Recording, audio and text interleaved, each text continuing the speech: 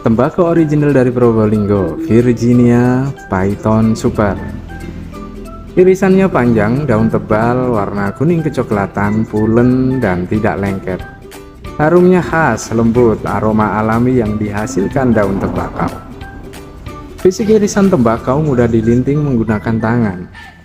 Untuk rasanya bagaimana? Baik, mari kita review rasa dari tembakau bibit Virginia dari daerah Python, Probolinggo, Jawa Timur. Rasa khas putihan, tarikannya ringan, nyegraknya tipis banget, nyaman di tenggorokan. Ada sedikit rasa hangat, asap yang dihisap tidak terasa pengar di hidung. Di lidah juga nyaman, sedikit aftertaste pahit, tapi tidak meninggalkan jejak pahit di lidah. Ini tembakau alami dengan rasa gurih. Yang suka rokok putihan ringan, ini bisa jadi salah satu pilihan